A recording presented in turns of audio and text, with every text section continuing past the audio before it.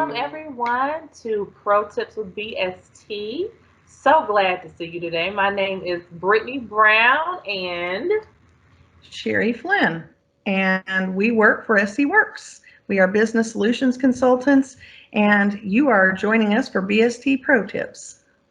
that's right, Cherri. And as you can see that we are both working in our homes. We're working remote.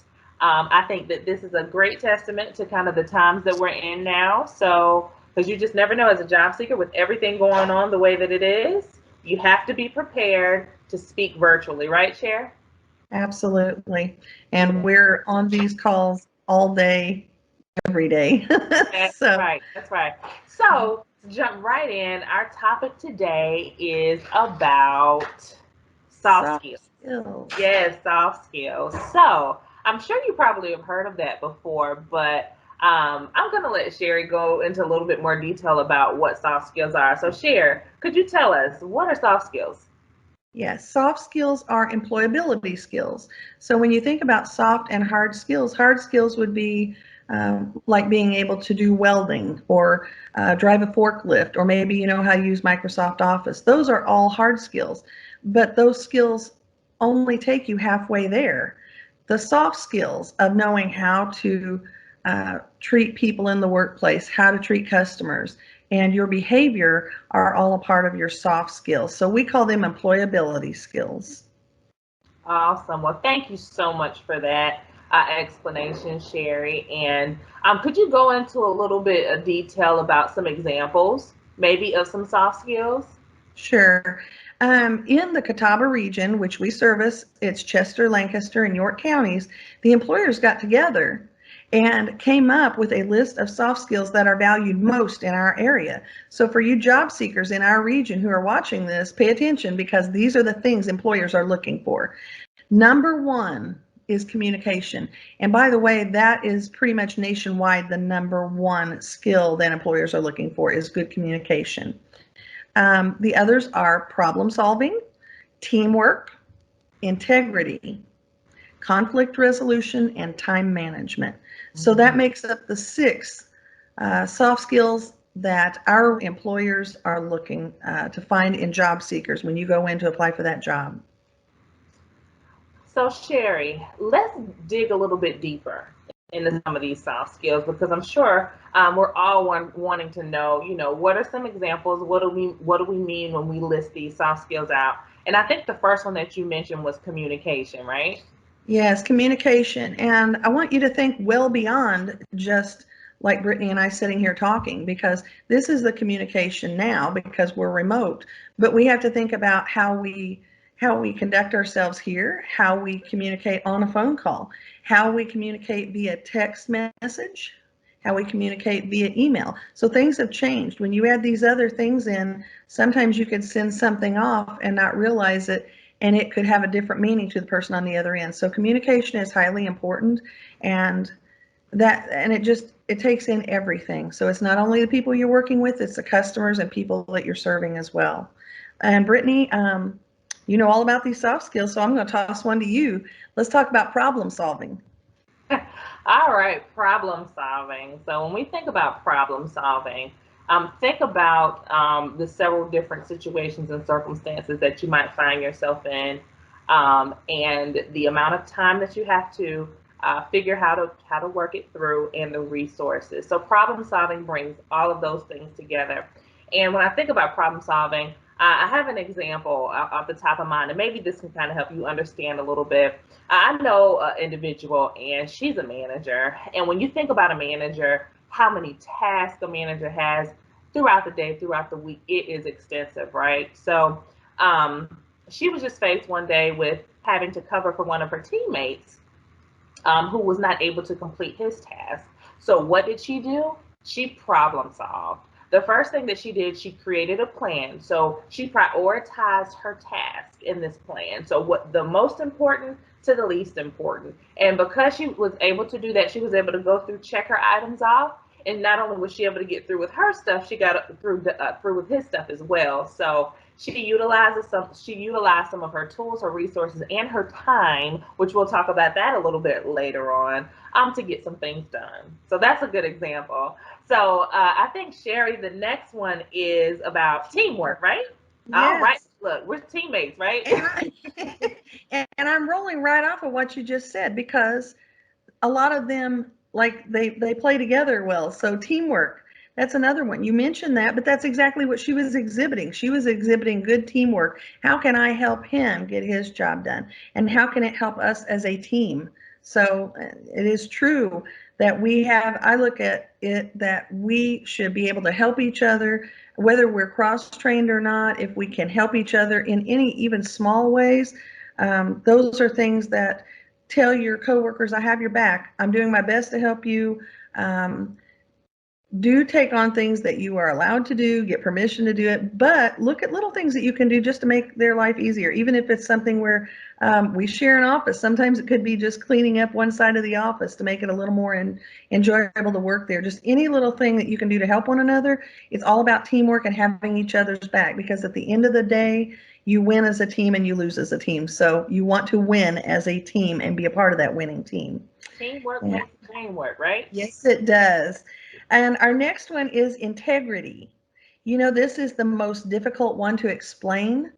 And it's because a lot of people don't think about what that means, but it's essentially doing the right thing when no one's looking. That's one of the best ways to describe it. And it's not necessarily something you can teach. It's something that you can own it, you can work toward it. But I think it always trying to be loyal, be consistent, um, knowing that your word is worth something and that other people value your word means a lot. So, you know what? Maybe you don't have integrity, maybe you do, but we should all be striving to improve in that area. But integrity is very important, and it is definitely the hardest one to teach and the hardest one to learn. So I'm going to toss one to you. Conflict resolution, Brittany, it's yours. Conflict resolution. Ah, Cherri, you are giving me some really good ones. So when I think about conflict resolution, the first thing that comes to my mind, I can see two people in a ring and they are going at it, right? I'm pretty sure that's what a lot of us probably think about, but no.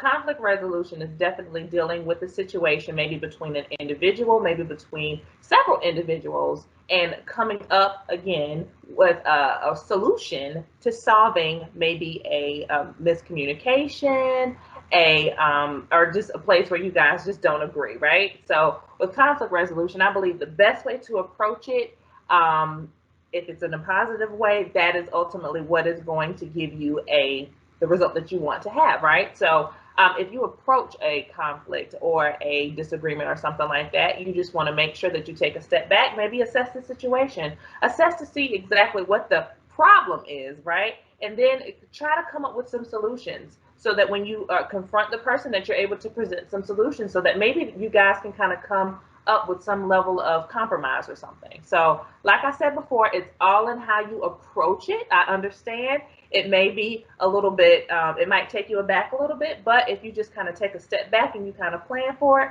you'll be fine. You can resolve anything, right? Yes. And the last one, oh my, it's the one that's the hardest for me. Yes, Time management, Brittany. yes, time Oh, management. Oh my yes. God. Everybody's got something that's their this is the bane of my existence, but I want to tell you, I do believe that you are able to accomplish it.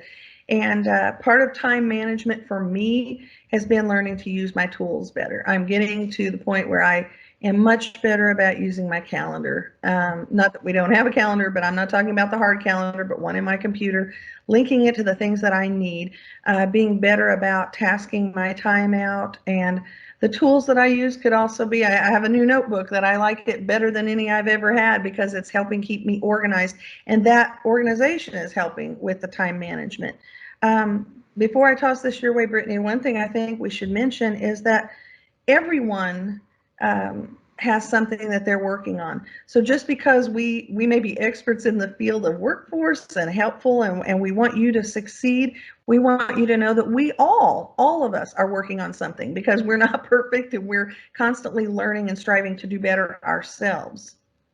Absolutely. And on that note, I am absolutely a whip, what we call a work in progress, right? So like Cherri mentioned, these are things that you can kind of implement. You can practice. And in terms of time management, practicing and making it a habit, a ritual, has been something that I've been doing every day to try to manage and take control of my time.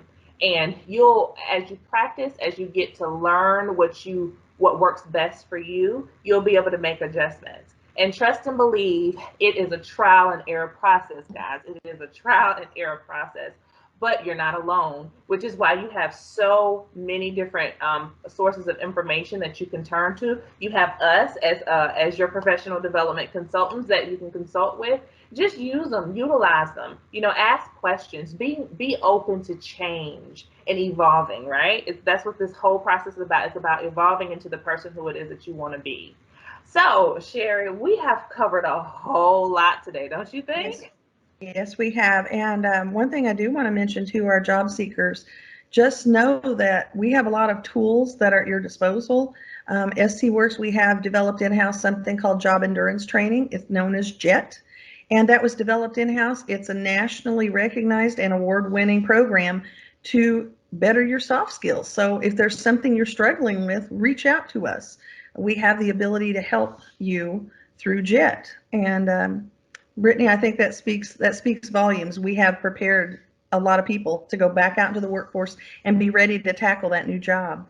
Absolutely, absolutely, Cherri. And at the end of this video, we're going to have the link to our website. So feel free to click that link or go to the description bar at the bottom of this video and just go visit and go explore. Okay, guys? Well, again, we appreciate you so much for tuning into today's episode of Pro Tips with BST. Until next time, bye. Bye.